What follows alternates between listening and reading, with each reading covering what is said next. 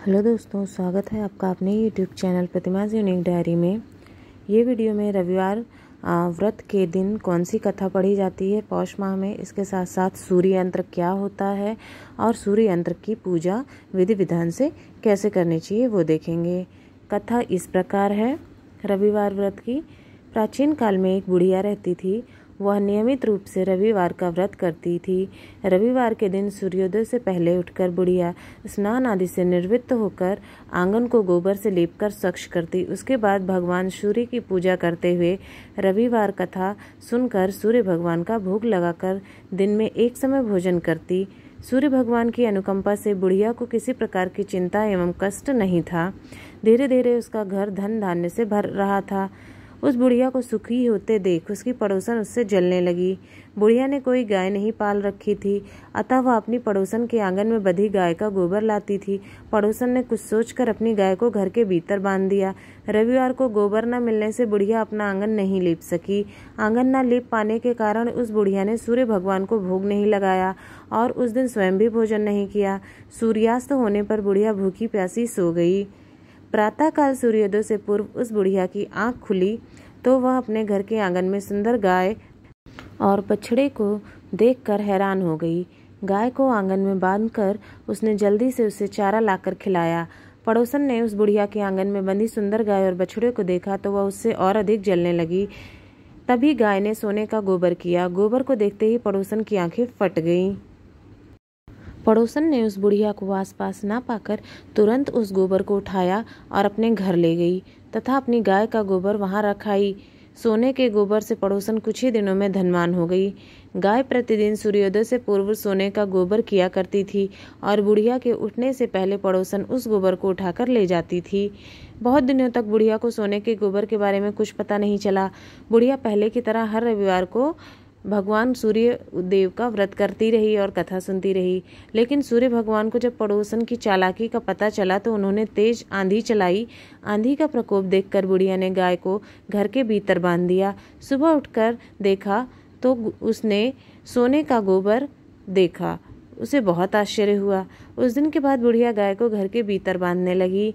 सोने के गोबर से बुढ़िया कुछ ही दिन में बहुत धनी हो गई। धनी होने से पड़ोसन बुरी तरह जल भुनकर राख हो गई और उसने अपने पति को समझा बुझाकर उसे नगर के राजा के पास भेज दिया। सुंदर गाय को देखकर राजा बहुत खुश हुआ। सुबह जब राजा ने सोने का गोबर देखा तो उसको बहुत आश्चर्य हुआ। उधर सूर्य भगवान को भूखी प्यासी बुढ़िया को इस तरह प्रार्थना करते देख उस पर बहुत करुणा आई। उसी रात सूर्य भगवान ने राजा को स्वप्न में कहा, राजन, बुढ़िया की गाय व बछड़ा तुरंत लौटा दो, नहीं तो तुम पर विपत्तियों का पहाड़ टूट पड़ेगा, तुम्हारी महल नष्ट हो जाएगा। सूर्य भगवान के स्वप्न में बुरी तरह भयभीत राजा ने प्रातः उठते ही गाय और बछड़ा बुढ़िया को लौटा दिया। राजा ने बहुत सा धन देकर बुढ़िया से अपनी गलती के लिए क्षमा मांगी। राजा ने पड़ोसन और उसके पति को उनकी इस दुष्टता के लिए दंड दिया। फिर राजा ने पूरे राज्य में घोषणा कराई कि सभी स्त्री पुरुष रविवार का व्रत किया करें। रविवार का व्रत करने से सभी लोगों के घर धन धान्य से भर गए। राज्य में चारों ओर खुशहाली छा गई। स्त्री पुरुष सुखी जीवन यापन करने लगे तथा सभी लोगों के शारीरिक कष्ट भी दूर हो गए। हे सूर्य भगवान, जैसे आपने बुढ़िया माता के दुख हरे वैसे ही सबके दुख हरना। अब बात करते हैं सूर्य देव को प्रसन्न करने के लिए सूर्य यंत्र का क्या उपयोग करें, कैसे उसकी पूजा साथ में करें। सूर्य यंत्र की प्रतिष्ठा का धारण करने से या पूजन करने से सूर्य का शीघ्र ही सकारात्मक फल प्राप्त होने लगता है। पौष मास के रविवार का शास्त्रों में अत्यधिक महत्व बताया गया है। सूर्य यंत्र दो प्रकार के होते हैं। पहला तो 9 ग्रहों का एक ही यंत्र होता है और दूसरा 9 ग्रहों का अलग अलग पूजन यंत्र होता है। दोनों यंत्रों का लाभ एक जैसा ही होता है। इस यंत्र को सामने रखकर 9 ग्रहों की उपासना करने से सभी प्रकार की आपदाएं नष्ट होती हैं। आरोग्य प्राप्त होता है। व्यापार, यश, पद, प्रतिष्ठा, प्रगति प्राप्त होती है।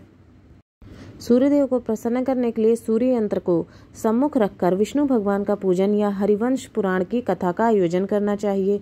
पौष मास के रविवार को बिना नमक का भोजन ग्रहण करें। उस दिन सुबह से ही मुंह जूठा ना करें। ठीक 12 बजे दोपहर जब सूर्य देवता शीर्ष पर हो तब शुद्ध ताजे बने चावल पर दूध डालें, उस पर आधा चम्मच शुद्ध घी डालें, सबसे ऊपर शक्कर रखें। इस भोग को सूर्य देवता को अर्पित करें। बाद में सूर्य यंत्र की पूजन के पश्चात इसे स्वयं ग्रहण करें। इस दिन कौन सा मंत्र पढ़ें? ओम घृणी सूर्य आदित्य, ओम ह्रीं ह्रीं सूर्याय सहस्त्र किरण राय मनोवांछित फलम देहि देहि स्वाहा। इस तरह से सूर्य यंत्र का प्रयोग करके आप सूर्य भगवान को प्रसन्न कर सकते हैं। साथ ही इस दिन सूर्य भगवान की ये कथा जरूर पढ़नी चाहिए, जिससे आप पर सूरज देवता की कृपा बनी रहती है। अगर आप सबको मेरा वीडियो पसंद आया हो तो प्लीज़ चैनल को सब्सक्राइब करें।